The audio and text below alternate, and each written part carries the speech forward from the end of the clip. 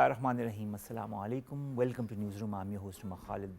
Today is Friday, the 25th of October 2024, and these are the stories that we will be highlighting during the course of the show. We'll begin with the very good news on the economic front, where the PSX has crossed never before heard of benchmark of 90,000 in Pakistan. A couple of years back, we would have never thought, being in Pakistan, that one day our PSX would surpass 90,000, leave alone 80,000. We surpassed 80, then 81, and slowly and steadily now we have surpassed 90,000. This has never happened in the history of Pakistan, but now we are seeing it. What are the reasons behind it? How can we sustain this surge, and what more needs to be done to stabilize Pakistan's economy is what we will be discussing in our first segment. Our second story, ladies and gentlemen, concerns terrorism, Pakistan, the use of Afghan soil for such Khalid and such elements that enter the Pakistani soil and then destabilize and create havoc. And they create havoc using a very sophisticated machinery that has been left by the US after their 2 decades of stay in Afghanistan. We will be highlighting different aspects of terrorism in Afghanistan that, of course, is crossing the borders and entering into Pakistan, and what needs to be done on different fronts, kinetic and non-kinetic. Then we will be talking about a university team in Chile that has built Latin America's first 3D concrete home. We've heard of the 3D technology, we've heard that a lot of furniture is being made, but now the construction of proper 3D houses has begun, and this is a welcome sign because this shortens the time for construction. It's more user friendly, it's cheaper. Finally, nature-inspired device aims to detect wildfires early. Now, students who designed a device that alerts vulnerable communities to developing wildfires has also now gotten an award, which is known as the Dyson Award, which is in the United Kingdom. Now, this little instrument is called Pi. You can see that in the parallel window, and it's a biodegradable detector that is made of wax and charcoal, which sends radio signals to vulnerable communities. I think it's a very welcome step, and especially in those areas where wildfires could create havoc. Let's begin with our show, and let's begin with the positive news of our PSX surging past 90,000. We've been joined by 2 guests. Let me introduce them to you one by one, and both are in the studios. Shoaib Janjua, financial securities expert, joins us in the studio. Thank you very much, Shoaib, to have joined us. Zartasha Inayat returns in our show. Thank you very much. You're a research economist at Prime. Thank you to have joined us. We'll begin with Shoaib. Shoaib, the surging of PSX by more than 1,100 points, 90,109.99 around 3 p.m. I don't know what the levels were at close of day. And then, you see a remarkable 137% gain in less than 2 years. Could you have ever thought that something like this could happen in Pakistan Stock Exchange? What are the factors that you feel have attributed to this phenomenal surge? Well, I think first of all, this phenomena of bull's run and bullish sentiments in the stock market, they are not of the very recent past, but actually they were bulging within the stock market forces and the economy for a couple of months, right? So investors always had a very full eye, and they have the stock market and Pakistani economy is always on their spotlight, and it was the government policies and the very consistent negotiation with the IMF that has really become a trigger for the stock market. As soon as we had good news coming from the IMF, the stocks find themselves on the fire. They start raging, and people start flocking to the stock market, and we see the investment coming to the country and the stock moving up, and up, and still we have an expectation that stocks are yet to go up. Zartasha, what are the factors in your point of view? I've heard a little bit from Shoaib, but what do you feel attributes to this surge, and what are the expectations now that it has surpassed 90,000? So basically, we need to understand that how stock markets work. Stock markets work on the anticipations or expectations, future expectations. Previously, the lowering of inflation and then the lowering of interest rates set a base for the economy to indicate positive indicators of the economy. Similarly, the recent IMF program also boosted the confidence of investors to invest in the stock market. Similarly, the stable currency of Pakistan, which hasn't depreciated much compared to earlier years, it also provided a stable, a signal for the stable economic situation of the economy. So investors see a confidence in the economy as well in the coming, given that there are expectations and speculations about lowering of interest rate in the next month as well. So given these speculations, it has boosted the confidence of investors to invest in short run and long run stocks. And that is what has caused this surge in the bulls, I mean in the PSX and the bullish trend, as we say.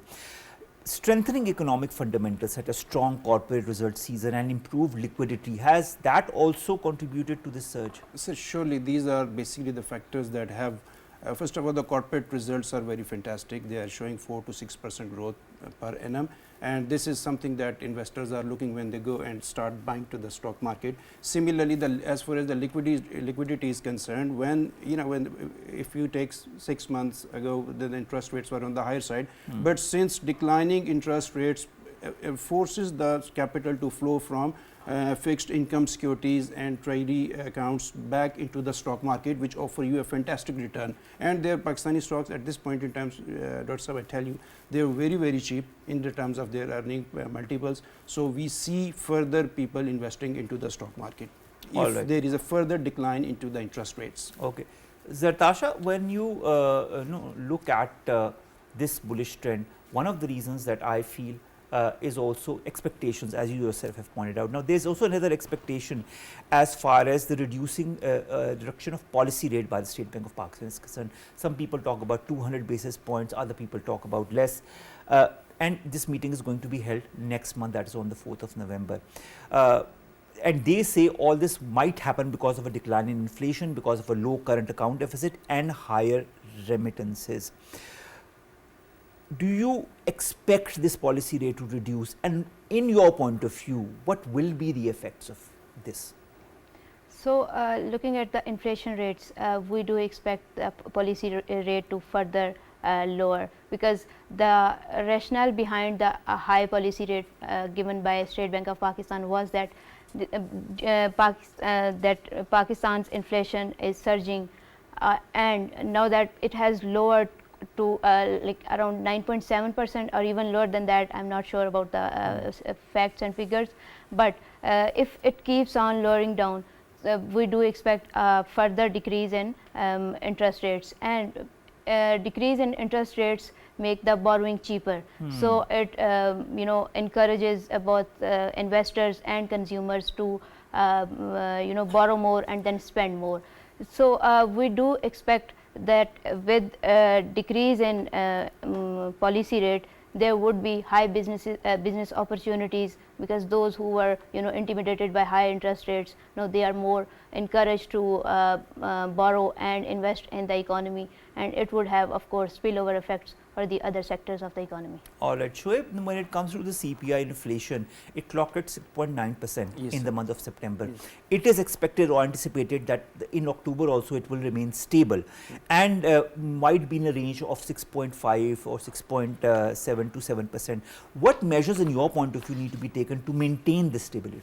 Well, I think first of all that we need to make certain structured policies that ensure that economic policies are continued in the immediate future, right? So secondly, we need a stable exchange rate. Similarly, we need to promote investment into the country so that more money should come into the economy. So these are the factors that will ensure that inflations are. And similarly, as my colleague has said, that when interest rates are on the lower side, then it helps the people to put their money to do start real economic activity, and that is surely represented in the broader horizon of the economy. So we understand that in this particular, if we can maintain the inflation at this level, so the only thing is that we need to have certain policies that ensure that businesses are out and they are working effectively, so that inflation raise and people can have the prosperity. You talk of policies, Shoaib, and I'd like to ask this next question to you as well. How can we trigger investment in your point of view? What policies need to be implemented in order to trigger more investment and support higher economic activity? Well, the biggest impediments comes when it comes to question of the investment is that the people, sir, when investor comes to Pakistan, he needs to know only one thing, that he will plug in his money, that money will generate money, profit, and he has ease of coming to Pakistan and ease of going out, taking his capital when he needs. Right? As and when he needs. As and when he needs. So in that scenario, we need to have our policies so investor friendly. We should give them certain incentives that they are forced, then they make up their mind to come and get back into Pakistan with their investments. So basically, a continuous structured policies are the utmost need to bring in investment, to lure investors to come and invest into Pakistan. All right, Zartasha, how can we bring an increase in growth in sectors of economy such as agriculture or manufacturing? I believe the most important thing to bring investment is to provide a conducive environment for the investors, because if you keep on raising taxes or imposing higher taxes on the agriculture or manufacturing sector, the investors are usually discouraged by the high taxes. The phenomena in economics is called Laffer's curve, which states that taxes should be on a stable or a manageable level, so that investors can earn profits, meanwhile supporting the economic growth of the country. So I believe providing the conducive environment for the investors is the only way forward. All right, Shoaib, the National E-Commerce Council in June this year decided to develop a 5-year roadmap and action plan to promote digital trade. What measures need to be put into place to develop e-commerce? Because I think it's a very important sector for Pakistan. Well, e-commerce is the future game changer for Pakistan, and not only in terms of its GDP, but in terms of creating and developing the human capital in the long term. So for e-commerce, the first thing that we need to have, we need to tap this opportunity to our young lot of our nation, especially the college going boys and the university going students. The government should set up certain institutes that make them aware of the opportunities, so that they can not only earn for themselves but for the country as well, and certain policy they should be given. And the government, since the government has been trying to is meeting with the international investors, so at the same time we need to develop the local talent to make them ready for this challenge in the near future. All right, Zartasha, how important is it for countries such as Pakistan to promote services exports, especially IT and IT-enabled services? We talk about them a lot, we listen about these sectors a lot, but we don't know how these sectors are moving around and how we need to further develop them. How can we do the needful so that the IT and ITE's exports growth overtake the import growth? So Pakistan currently ranks among top 10 global countries for the freelancing. That too without a stable internet, as we see internet shortages every other month, and without a standard payment method like PayPal, which is operational in many countries. So first of all, Pakistan needs to provide an environment and a digital infrastructure, as they call it, for the smooth operationing of IT and IT based services.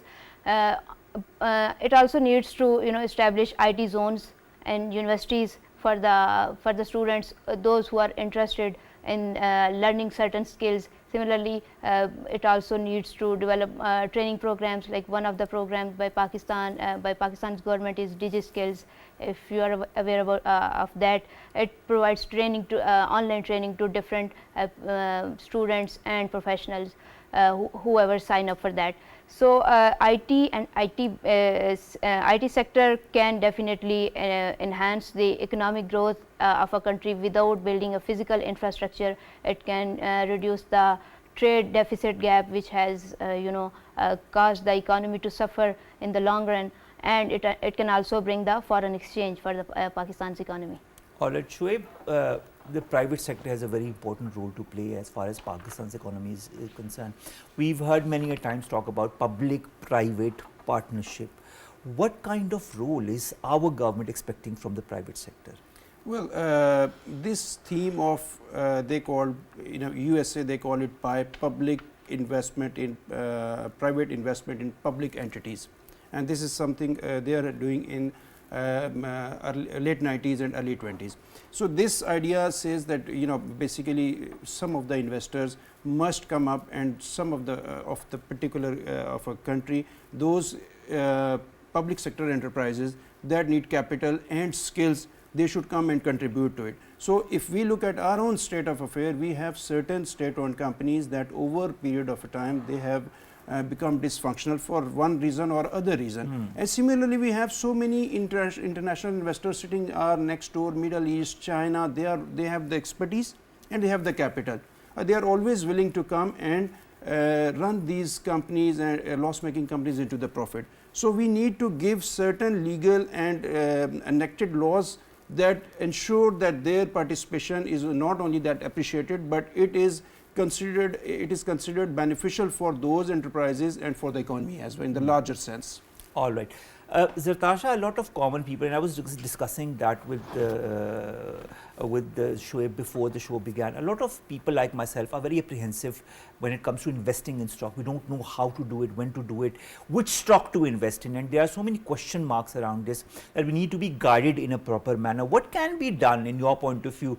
And Shoaib must be saying, why am I not asking this question, but I'll also refer that question to you afterwards. What can be done to attract more and more small investments and common people to invest in the stock market? So I can answer from a point of view of a person who has interest in stocks but not enough knowledge, and he can reply from the supply side of the stocks. So even after completing university level education, I don't have enough understanding of stocks, not because I don't want to, because the process is really complicated. I believe there should be financial literacy programs, especially at the university level. It should be disseminated to that level for those that can attract more people, and so that they can understand how to invest. Okay, Shoaib, your turn. Well, sir, definitely investors should have bare minimum financial literacy as well. But sir, you asked me a question that if a layman comes to you and he has no idea which stock to invest and where to invest, right? So for that matter, I would say that we have got 610 companies listed in the stock exchange, and they are the 34 sectors. So we have on our spectrum everything that an investor needs. So first of all, we need to know, like she said, that basically investors should have the financial literacy. They should understand the risk. Now, most of the people have a misconception about the stocks that, they're going to come to the stock market and they're going to throw a penny and it's going to become a pound. No, that's not the scenario. Stocks give you a fantastic return, but one of the most important determinant for the stocks is a time horizon. Then secondly, you always, there are so many good companies on our Pakistani stock exchange which are available at a very cheap price. All right. So you need to know and you need to understand how to invest, and we need to get access to experts such as yourself, Shoaib, so that we can know when and how, in which manner we need to invest. Thank you very much, Shoaib, to have joined us. That, ladies and gentlemen, that was Shoaib Janjua and Zartasha Inayat. They were joining us and they were discussing, and we were discussing, in fact, the surge in the PSX that has gone beyond 90,000, and how we can also be part of further surge in PSX by also investing in PSX. So, of course, I hope a lot of you will be interested in how to do that and which mechanism to follow. Let's come to our second story, and that concerns terrorism. Usage of Afghan soil by terrorist outfits like the Fitna al-Khawarij and all the different outfits that are present in Afghanistan and are being given patronage by the Afghan interim government. Pakistan has time and again requested the Afghan interim government to rein in these authorities, but unfortunately this has not happened. Now, what is also happening is these outfits who are using sophisticated machinery that was left by the United States of America after they left Afghanistan. after spending around 2 decades in the country. Now, a lot of proof is there as far as Pakistan is concerned about the use of sophisticated weaponry, but we will discuss this in detail after the short break. Stay tuned.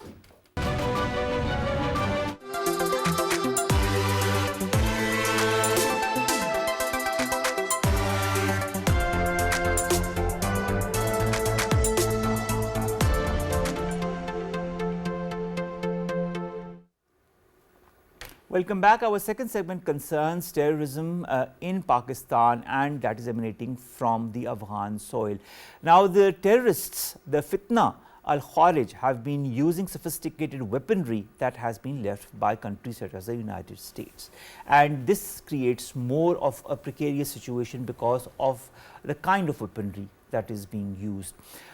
Why are countries not stopping the Afghan interim government or such fitna from using weaponry that is so sophisticated and has been used by developed countries? And what is the methodology that needs to be instilled in order to stop such infiltration once and for all? We've been joined by Brigadier Masud Ahmed Khan Sahab. He's a defense analyst in the studios.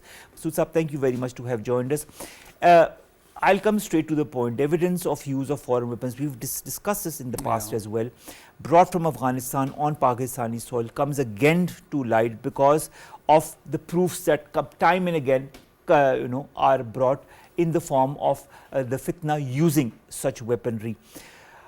Hasn't the supply of weapons to terrorists caused significant damage to the security of the region? Shouldn't there be something done in order to stop that?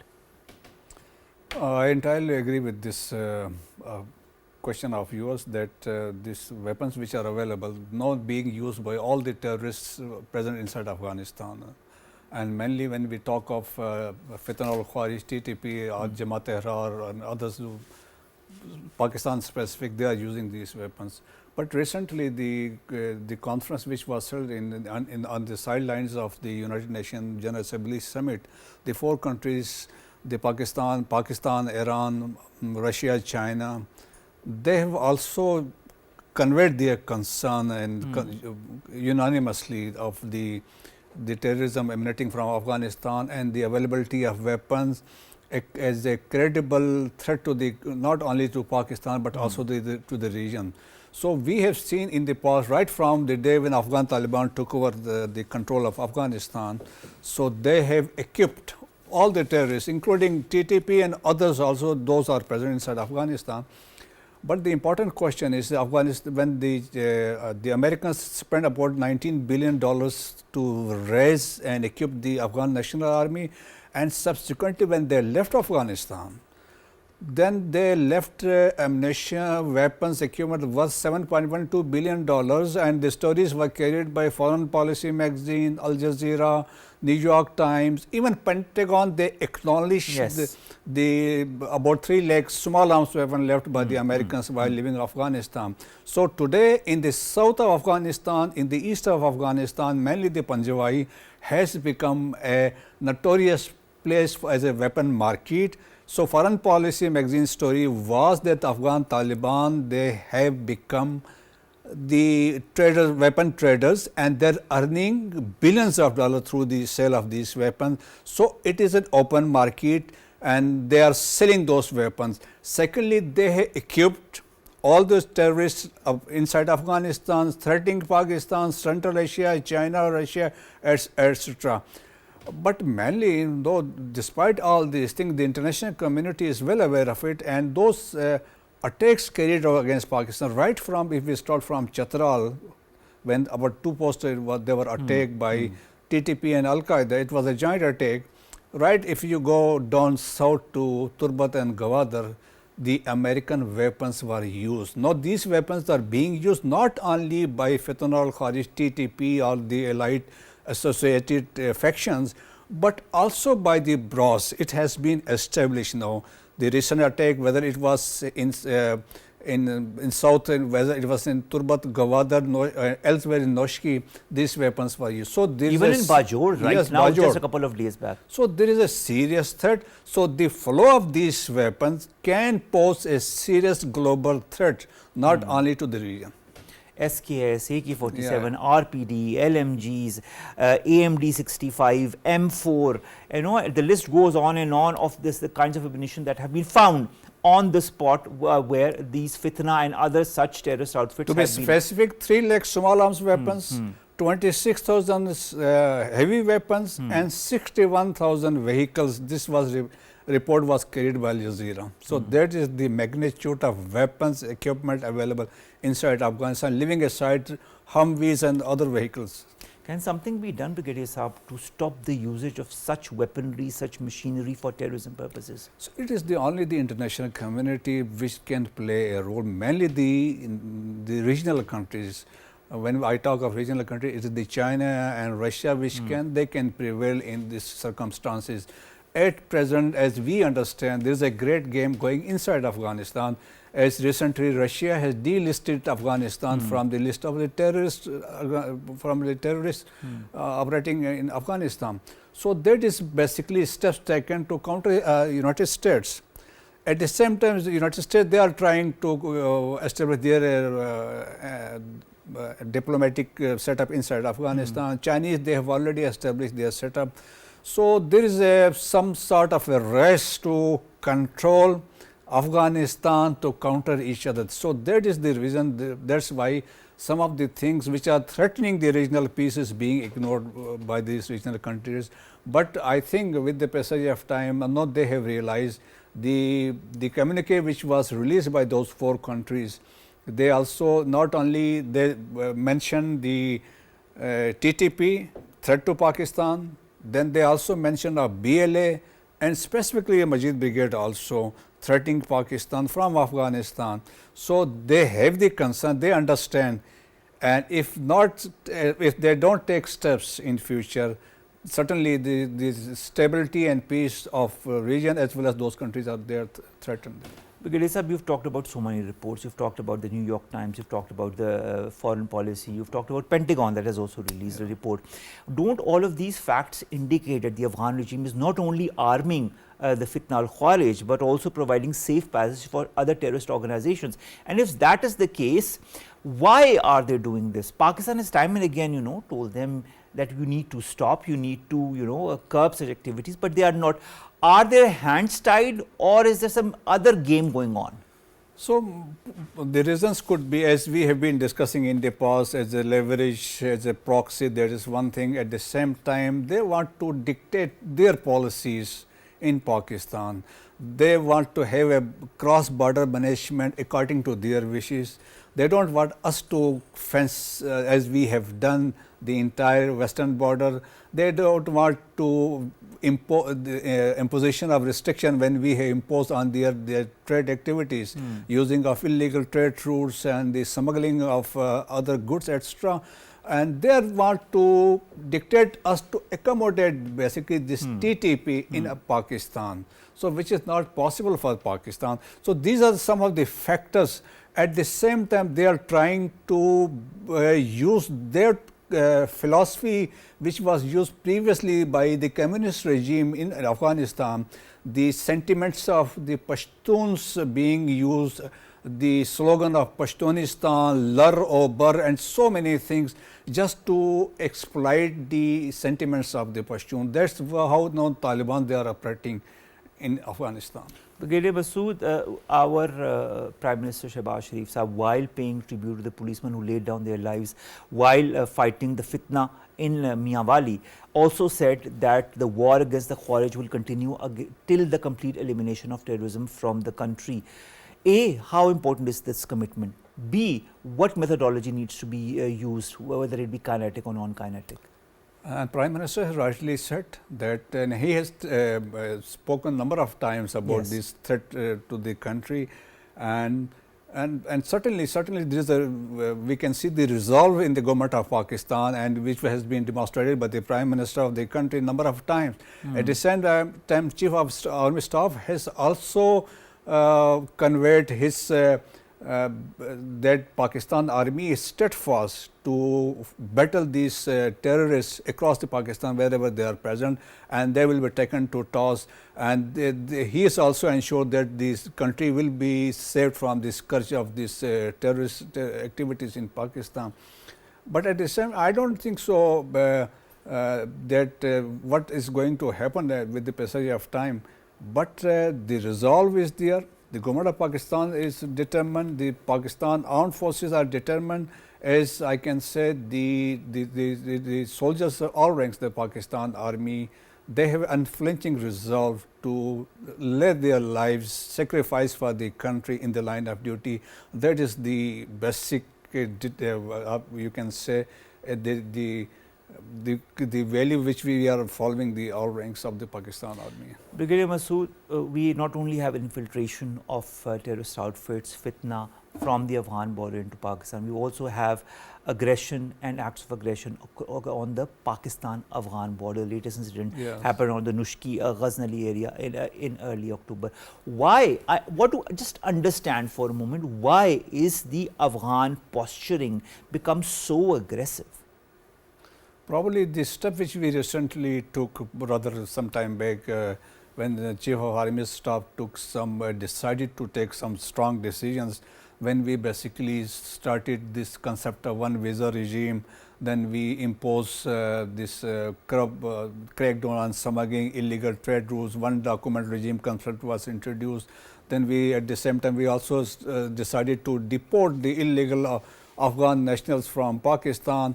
Then we also try to control that shadow economy which is affecting 40% of Pakistan by these basically smuggling.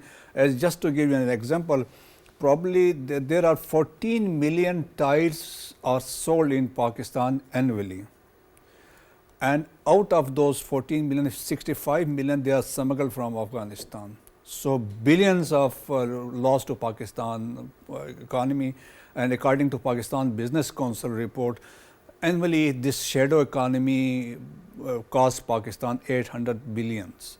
So that is the magnitude, that is the effect. Basically, these are the steps taken. At the same time, the Chief of Army Staff, probably a couple of months back, while he was attending in a function in Pakistan Military Academy, he reminded Afghan government that do not forget the sacrifices which Pakistan has made for Afghanistan. Even today, Pakistan is lifeline for Afghanistan. So I have been in Balochistan, I have served along the western border, so I have seen the way Afghan, they come and go, they get education in Pakistan, they get all health facilities in Pakistan, they do the trade activities. So at the same time, we want as a sovereign state, let's honor the borders between Afghanistan and Pakistan, that is the western border between two sovereign states. There will be legitimate crossing points as decided in the past. But they don't even accept the fencing that is being done, but they don't even accept this border between Pakistan and Afghanistan. So that is one of the reasons, because these Afghans, Taliban, they are also using the philosophy or the slogans used by the previous regimes. We have a border of 2,611 kilometers borders with Afghanistan. There is western border. 1,268 kilometers is in Balochistan, 1,229 kilometers is in Khyber Pakhtunkhwa, and 106 kilometers that is with Gilgit-Baltistan. So this border is 90% that has been fenced. But unfortunately, the so-called slogan of Durand Line is being used number of times. Even what to talk of Afghans, it is inside Pakistan. When they talk of the western border, they call it Durand Line. No, it is a international border between two sovereign states recognized by the international community, signed between the Durand and then the Amir Abdurrahman in 1893 and subsequently recognized by all the Afghan governments. So for the political gains, for the sentiments to exploiting the sentiments that is what they are doing right now. But I just hope, I really hope, Brigadier Sahab, that some kind of pressure tactic might be used or should be used by the developed countries or the Western states whose weaponry is being used in Afghanistan, so as to stop the use of such sophisticated weaponry and also to stop such nefarious activities from happening across the border. Thank you very much, Brigadier Masud Ahmed Khan Sahab, to have joined us, and it was wonderful to see you after a long hiatus. Let's come to our last two stories very, very quickly. A university team in Chile has built Latin America's first 3D printed concrete home. As I said in the introduction of our show, we've always heard of 3D printed materials that are being made, but we don't hear much of 3D printed homes being made commercially. Yes, it is being done, but now in Latin America, this has taken a new turn for the better. What they want to do is this seed house that is being used, has been constructed using printers, 3D printers and industrial robots to not only create this compact home, but also make it in just 29 hours, and then it takes 2 days to piece together. You know, in 3 days you have a house of your own. Finally, ladies and gentlemen, nature-inspired device has now aimed to detect early wildfires. This has been made by a couple of enthusiasts, and this invention has also gotten the James Dyson Award in the United Kingdom. What is it? It is a biodegradable detector which is made of wax and charcoal, which sends radio signals to vulnerable communities. It is known as PIRI. You can see that in the parallel window. And the way the device works is that its shell melts with the fire approaches, releasing a solution which activates the electronic parts within, sending a signal to nearby communities, thereby warning them of early wildfires. Interesting, and we hope more and more such PIRI are available across such communities where early wildfires happen or wildfires happen, so that these could be detected. With that, ladies and gentlemen, we come to an end of today's newsroom. It's the weekend. Have a wonderful one. We'll see you inshallah on Monday with news stories and segments that pertain to you as in Pakistan. Stay safe. Have a great weekend. Allah Hafiz.